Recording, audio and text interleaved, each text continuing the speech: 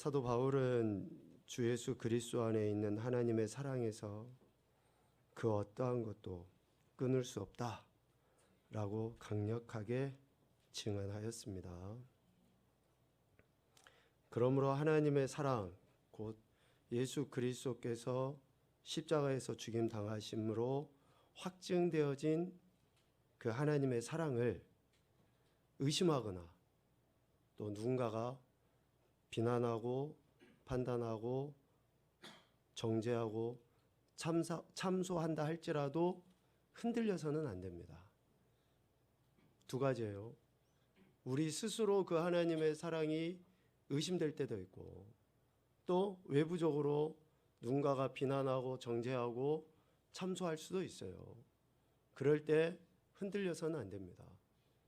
왜 우리에게 이러한 의심이나 또 비난이나 정죄가 있습니까? 예수님을 믿어도 이전의 삶의 행태가 그대로 내게 있고 온전함을 드러내지 못함이 있기 때문에 이러한 일이 있을 수 있어요. 이러한 일이 있을 때에 우리는 더 적극적으로 성령 하나님의 도우심을 구하고 말씀과 기도를 통해 우리가 그 의심을 버려버리고 정죄나 비난이나 참소나 이런 것들에 귀를 닫고 오히려 더 주님을 향하는 그 믿음의 고백, 결단, 순종이 있어야지 되는 겁니다. 하나님의 사랑은 절대 변하지 아니하고 그 무엇으로도 우리가 하나님의 사랑 받은 것에 대해서 부인할 수 없기 때문에 그렇습니다. 로마서 8장 32절에서 이야기하는 것처럼 자기 아들을 아끼지 아니하시고 모든 사람을 위해서 내주신 그 하나님의 사랑은 이미 자기 아들까지 내어주셨기 때문에 결코 변하거나 바뀌거나 변질되지 않는다라는 거예요. 이 분명한 사실을 확신한 바울은 자기 자신뿐만이 아니라 자신의 형제, 곧 골육의 지친들의 그 영혼을 위해 안타까운 마음을 갖고 있었던 거죠. 하나님의 사랑을 확신한 사람은 아직까지 하나님의 사랑을 깨닫지 못하는 이들에 대한 그 안타까움이 있기 마련이라는 거예요. 그것이 오늘 로마서 9장 1절, 2절에 3절에 걸쳐서 바울이 표현하는 내용입니다. 하나님의 사랑의 은혜를 경험한 바울은 하나님의 사랑의 은혜를 경험하지 못한 이들에 대한 그 안타까움, 그래서 나에게 큰 근심이 있는 것과 마음에 그치지 않는 고통이 있다라고 바울은 오늘 말씀을 시작을 하고 있습니다. 지금까지 자신이 경험해온 하나님의 사랑, 회심한 그 순간부터 하나님께서 자신에게 베풀어 주신 그 놀라운 사랑의 은혜를 경험한 바울은 그 사랑의 은혜를 알지 못하고 살아가는 형제, 골육의 친척에 대한 그 안타까운 마음을 갖고 있었다라는 것이죠. 오늘 우리가 예수 그리스도로 말미암아 의롭다고 인정함을 받았죠. 그 사랑에서 끊어지지 않는다라는 것을 우리도 알고 믿고 있습니다. 그래서 우리는 로마서 8장 37절 말미에 이야기하는 것처럼 우리를 사랑하시는 이로 말미암아 우리가 넉넉히 이기게 됨을 믿고 있습니다. 가장 영광스러운 승리를 하나님께서 우리에게 주실 것을 우리는 믿고 지금 이 길을 걸어가는 거예요. 그런데 바울처럼 오늘 우리도 큰 근심이 있는 것과 마음에 그치지 않는 고통이 우리에게 있다라고 고백할 수밖에 없습니다. 우리의 혈육, 우리의 친구들, 우리 주변에 있는 아직까지 하나님의 사랑 안에 거하지 못하는 그 인생들을 보면 마냥 우리가 구원받은 것으로 기뻐할 수만은 없다. 내가 구원받은 은혜 너무나 크고 감사하고 감격스러운 일이지만 내 친구, 내 부모, 형제, 친척들, 저들이 아직 하나님의 사랑 안에 거하지 아니하는 것으로 인해서 마음의 근심과 그치지 않는 고통이 있다라고 하는 것이죠. 사도 바울은 이방인의 사도로 부름을 받았습니다. 그래서 1, 2, 3차에 걸친 전도 여행을 통해서 복음을 증거하는 일에 매진했었죠. 그렇다고 해서 자신의 형제들이나 동족에 대한 외면이 있었던 것은 아닙니다. 오늘 말씀에서처럼 형제 곧 골육의 친척을 위하여. 그런데 여러분, 바울이 자신의 형제와 골육의 친척들에 대한 그 사랑의 그 강도가 어떠했는가라는 것을 보면 참 왜 하나님께서 그를 강권적으로 택하셔서 역사하셨을까라는 짐작을 충분히 해보게 됩니다. 이방인의 사도로 복음을 전할 때에 고린도후서 11장 23절부터 27절까지 지난주에 봤던 것처럼 말로 표현할 수 없는 그 고통을 당했어요. 그 고통의 표현이 로마서 8장 35절에 되어져 있습니다. 환난, 곤고, 박해, 기근, 적신, 위험, 칼. 복음을 전하는데 이러한 엄청난 고통과 고난이 그의 앞에 있었음에도 불구하고 그 고통과 고난보다 어쩌면 더한 고통이 뭐냐? 더한 내 마음의 무거운 짐이, 눌림이 뭐냐? 그것은 오늘 3절 이야기하는 것처럼 자신의 형제들, 골육의 친척들을 위하는 마음과 또 하나는 고린도후서 11장 28절에 바울이 이런 표현을 써요. 그러니까 하나님의 사랑에서 끊을 수 없다라고 하는 그 확신 속에 구원의 그 감사, 감격으로 인해서 복음을 증거하는데 그 복음을 증거하다가 환난과 공고와 박해와 기근과 적신과 칼과 어떠한 위험들을 당함에도 불구하고 그것보다도 더 자신의 마음이 눌리고 힘든 것은 골육의 친척을 위함과 함께 하나님께 세우신 교회를 대한 그 마음 때문에 그런 거예요. 우리 11장 28절 말씀을 같이 보죠. 시작.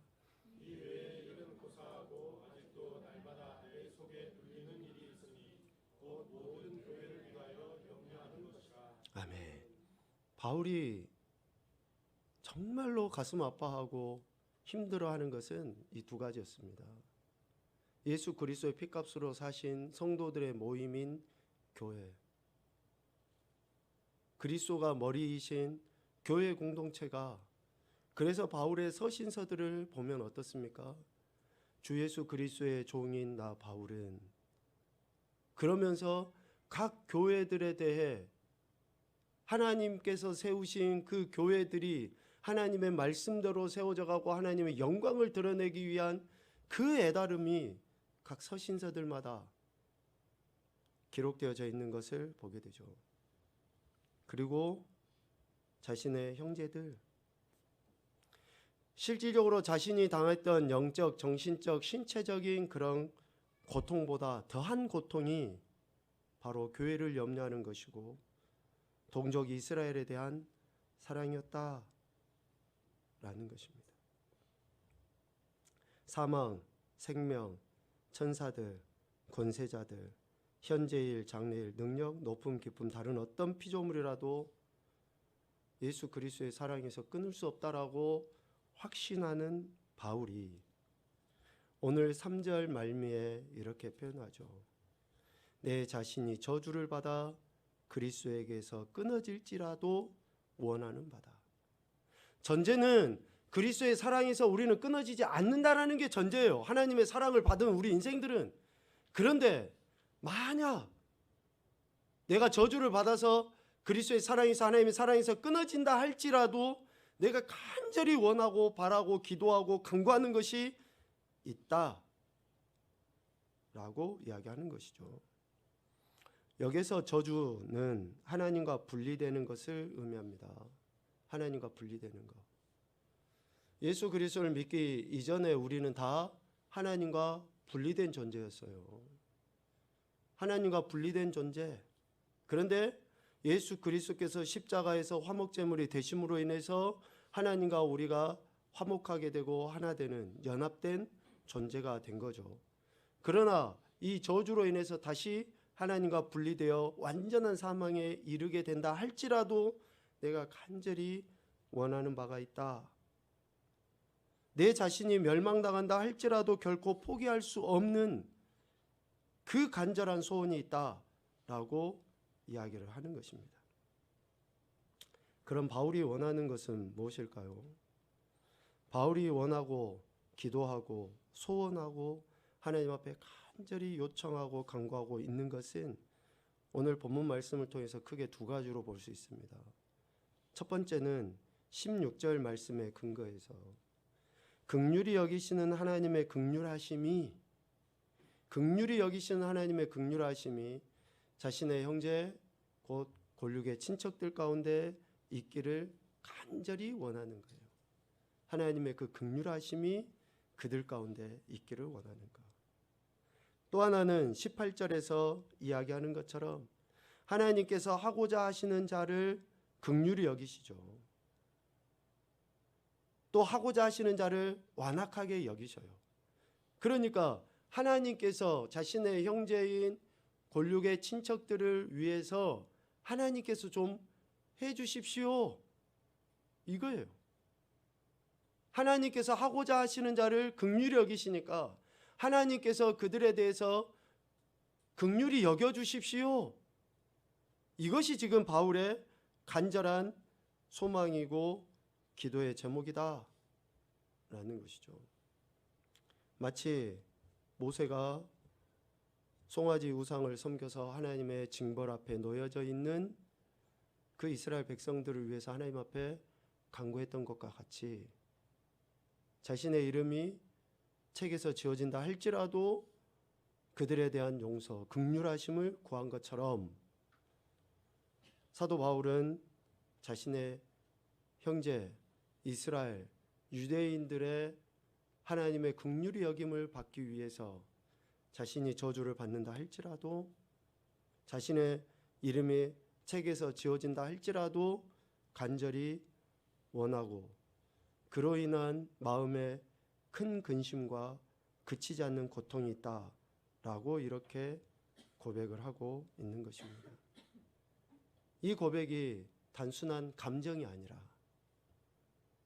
하나님 앞에서 진실되다라고 표현하는 것이 오늘 9장 1절에 기록되어 있어요. 단순한 감정이 아니라 교회 다니니까 좋더라. 그러니까 저들도 꼭 교회 다녔으면 좋겠다. 차원의 문제가 아니라 얼마나 절실하고 진짜로 자기가 저주를 받아서 끊어진다 할지라도 간절히 원하고 있다라고 하는 것을 이렇게 표현해요. 내가 그리스도 안에서 참말을 한다. 그리스도 안에서. 그러니까 지금 자기가 하는 말이 증인이 누구라는 거예요?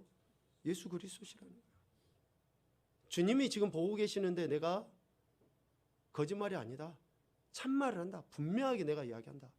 라는 거고.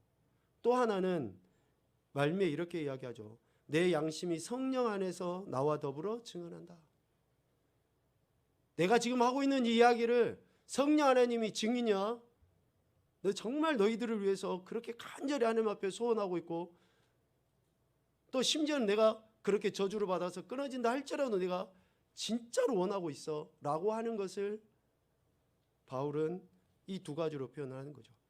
그리스도 안에서 내가 이 말을 하고 있고 성령 하나님이 내 양심 안에서 지금 이것을 증언하고 있어 라고 바울은 고백을 하고 있습니다.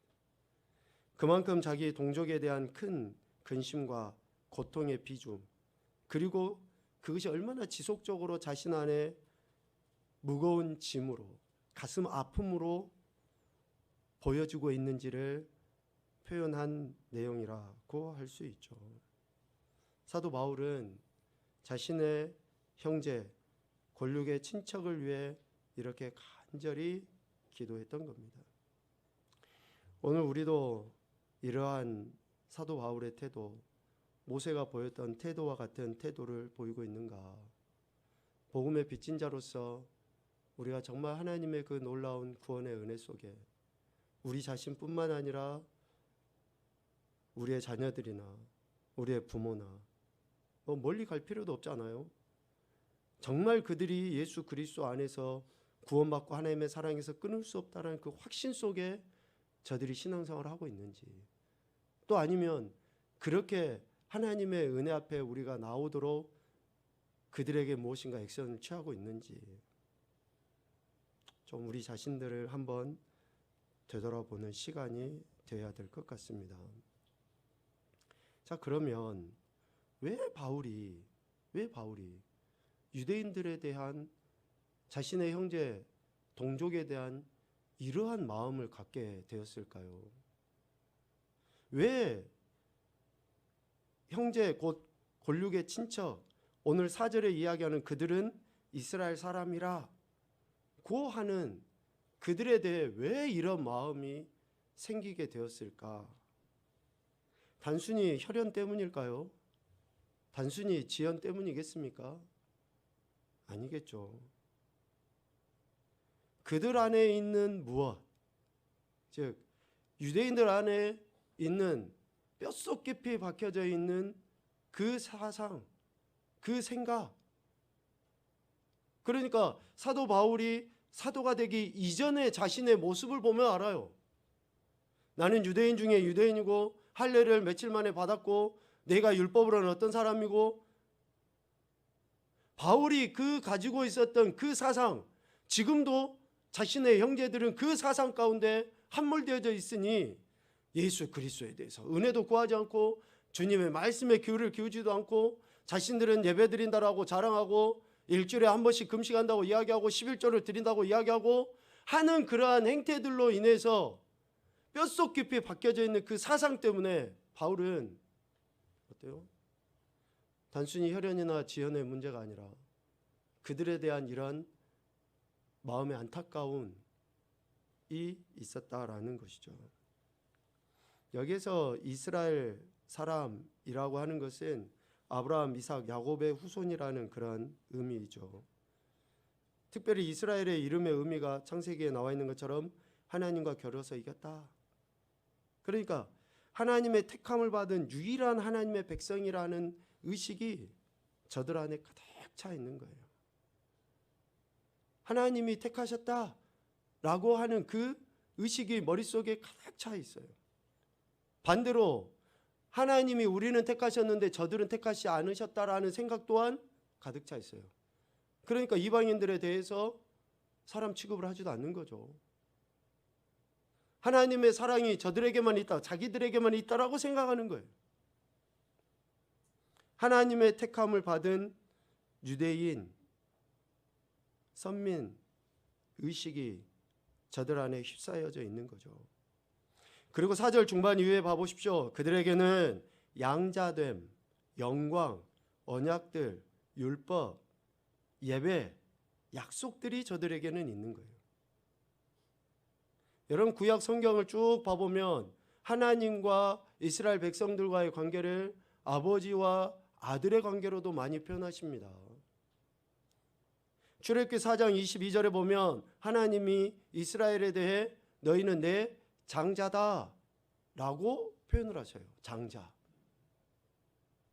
그러니까 유대인들 안에는 내가 하나님의 자녀야 라는 생각이 있어요. 하나님이 나를 택하셔서 우리를 택하셔서 장자되게 하셨다. 그런 사상이 있는 거죠. 그리고 출애굽기 24장에 보면 그들에게 하나님께서 직접 영광을 보여주셔요. 영광. 아무도 볼 수 없는 하나님의 그 거룩하신 영광을 저들에게 직접 보여주셔요. 여호와의 영광이 시내산 위에 머무르고 산 위에 여호와의 영광이 이스라엘 자손의 눈에 맹렬한 불같이 보여졌다. 그러니까 저들은 직접 하나님의 영광을 봤어요. 여기서 하나님 영광 보신 분 있습니까? 근데 유대인들은 봤다니까요. 또 그들에게는 하나님께서 직접 말씀으로 명령하셨어요. 눈에 보이는 계명을 주셔버렸어요. 돌판에 써가지고. 신명기 4장 13, 14절에 보면 하나님께서 친히 두 돌판에다가 십계명의 말씀 그리고 그 이후에 규례와 법도의 그 교훈들을 하나님이 직접 저들에게 주셔버려요. 여기서 여러분 하나님의 말씀 직접 본 사람 있습니까? 아무도 없잖아요. 그런데 유대인들은 그렇게 직접 봐버렸다니까요. 영광을 직접 봐버렸어요. 그리고 하나님께서 저들에게 명령하시고 약속하신 게 뭡니까? 너희는 내게 예배해라. 이방의 족속들이 우상을 섬기고 우상의 머리를 조아리고 그렇게 할 때에 유대인들은, 이스라엘은 만왕의 왕이신 그 하나님께 예배하도록 허락된 민족이에요. 허락된 민족. 민수기 28장 2절에 이렇게 이야기합니다. 이스라엘 자손에게 명령하여 그들에게 이르라. 내 헌물, 내 음식인 화제물, 내 향기로운 것은 너희가, 이스라엘이 그 정한 시기에 삼가 내게 바칠지니라. 그러니까 이스라엘은 하나님 앞에 제물도 드리고 예배도 드리기를 공식적으로 허락받은 민족이 이스라엘이에요. 여러분, 이렇게 독특하게 하나님의 은혜와 하나님의 영광을 경험한 민족이 없어요. 그러니까 저들 안에는 특별한 생각을 갖게 된 거죠. 특별한 생각. 우리처럼, 나처럼 하나님의 택함 받은 인생, 민족은 없어 라고 하는 그 선민의식이 저들 안에 가득 차 있었던 거죠. 그러나 그들 안에는 어떤 모습이 있습니까? 저들 안에 이러한 생각이 가득 차 있지만 하나님께서는 오늘 6절 이후에 이야기를 하셔요. 하나님의 말씀 폐하여진 것 같지 않다. 이스라엘에게서 난 그들이 다 이스라엘에게 아니다. 하나님의 약속의 말씀은 절대 폐하여지지 않는데 그 약속의 말씀의 시작점이 뭐예요? 이스라엘에게서 난 그들이 다 이스라엘이 아니고 8절 하나님의 자녀, 즉 약속의 자녀가 그 씨로 여김을 받게 된다라고 하는 그 말씀은 아무리 시대가 지나고 상황이 바뀌고 환경이 바뀌고 사람이 바뀌어도 결코 변하지 않는다라는 거예요. 그래서 하나님은 아무리 4절 또 5절과 같은 선민의식을 가지고 있는 이스라엘이라 할지라도 그들이 다 이스라엘이 아니고 아브라함의 씨가 아니라 이삭으로부터 난 자라야 그 씨라고 불림을 받게 된다라고 분명하게 이야기하고 있는 겁니다. 여기서 이야기하는 약속의 자녀를 오늘 본문에서는 두 가지로 이야기해요. 첫 번째는 9절입니다. 사라에게 아들이 있으리라. 즉 약속의 자녀는 사라에게서 태어날 아들로서 임신도 하기 전에 하나님께서 약속하신 그 자녀가 약속의 자녀라는 거예요. 임신도 하기 전에. 그리고 10절부터 13절까지 이야기하는 약속의 자녀는 누굽니까? 리브가에게서 태어날 아들로서 출산도 하기 전에 큰 자가 어린 자를 섬기게 될 것을 리브가에게 하나님이 약속하셨죠. 그렇게 태어난 아들이 약속의 자녀라는 거예요.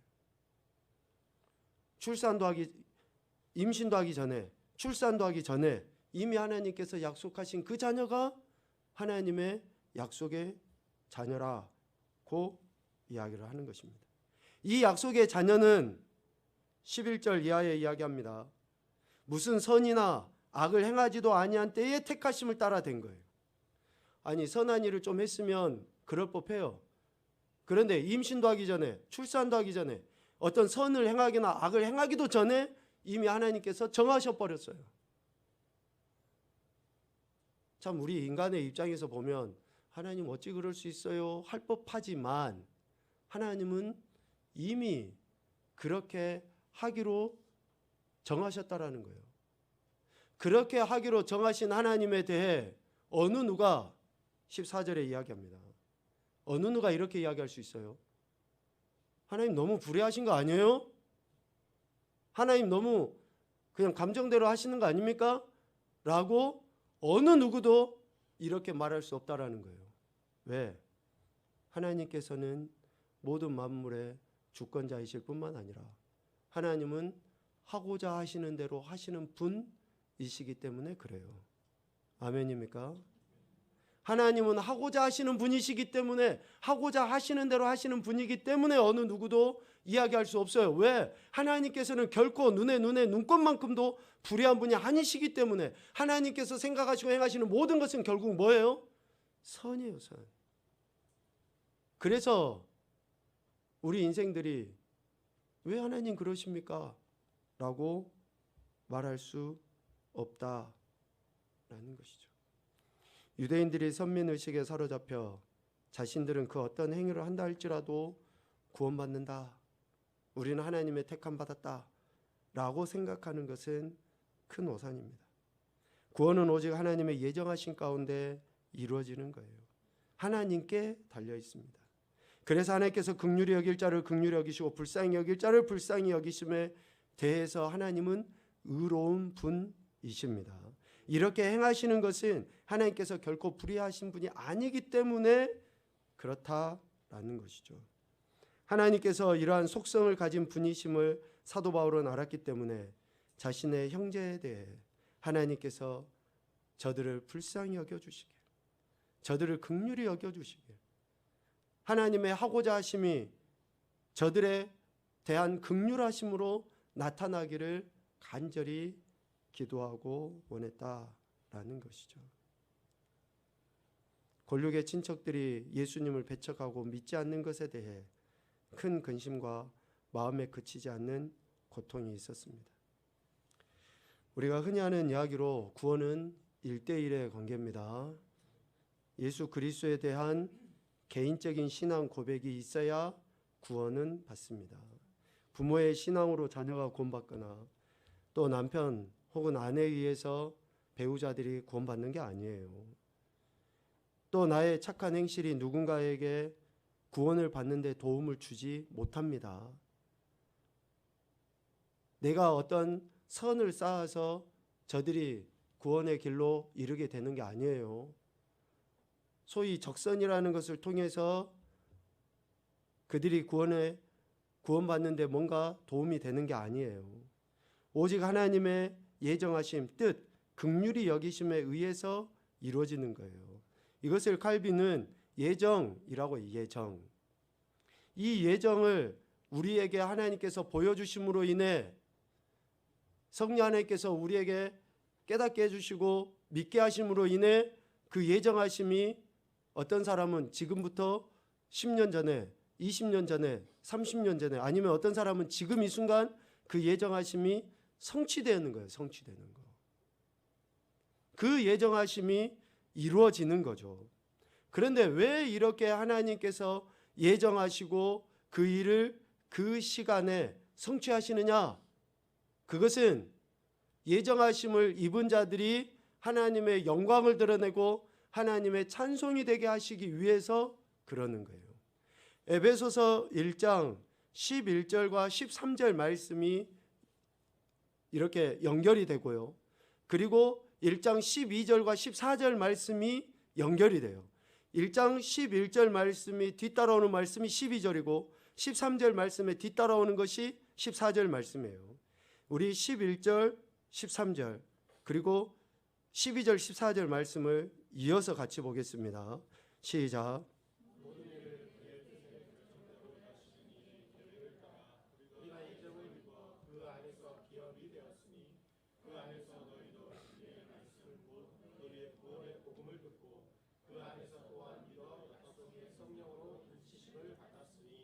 이는 우리가 그리스도 안에서 전부터 바라던 그의 영광의 찬송이 되게 하려 하심이라. 이는 우리 기업의 보증이 되사 그 얻은 것을 속량하시고 그의 영광을 찬송하게 하려 하심이라. 아멘. 왜 하나님께서 우리를 예정하셨는가? 왜 하고자 하시는 자를 긍휼히 여기시고 하고자 하시는 자를 완악하게 하시는가? 왜 사도 바울이 하나님의 사랑에서 끊을 수 없다라고 확신함에도 불구하고 자신이 저주를 받아 하나님의 생명에서 끊어진다 할지라도 자신의 골육의 친척들이 하나님의 긍휼하심을 얻기를 그렇게 간절히 바라는가? 이것은 하나님께서 우리를 예정하셔서 우리가 하나님의 영광을 드러내고 영광의 찬송이 되게 하려 하시는 하나님의 뜻을 이루어드려야 하기 때문에 그렇다라는 거예요. 여러분의 삶으로 어떻게 하나님의 기쁨과 영광이 되려 하십니까? 여러분, 신앙생활이 감정도 아니고 어떤 감각이 아닌데 실질적으로 내가 하나님의 영광을 드러내기 위해서 내 삶의 현장에서 내가 어떻게 지금 살아가고 있고 살아야 하는지에 대한 그런 진지한 고민이 우리에게 있어야 되지 않겠습니까? 오늘 에베소서 1장 12절 14절 말씀처럼 우리는 하나님의 기쁨과 찬양과 영광이 되어야 돼요. 이것은 우리를 지으신 하나님의 목적이고 택하신 하나님의 목적 아닙니까? 그렇다면 긍휼히 여기시고 불쌍히 여기심으로 말미암아 의롭다 하신 그 삼위 하나님, 그 하나님의 마음을 품고 나갈 때에 비로소 우리가 영광과 찬송을 올려드리지 않겠습니까? 바울이 품었던 그 마음, 모세가 품었던 그 마음, 오늘 저와 여러분이 하나님의 사랑에서 끊어지지 않는다라고 확신을 한다 그러면 오늘 저와 여러분도 이 마음을 품고 하나님 앞에 간절함으로 기도할 뿐만 아니라 우리 삶에서 실제가 되도록 그렇게 순종으로 살아야 할 줄로 믿습니다. 여전히 신실하신 사랑을 보여주신 그 하나님께 대한 오직 감사와 찬양과 영광 올려드리시는 그런 복된 인생이 될 수 있도록 주님의 마음을 품고 이번 한 주간도 살아가는 승리하는 저와 여러분 되시기를 주님의 이름으로 축복합니다. 아멘.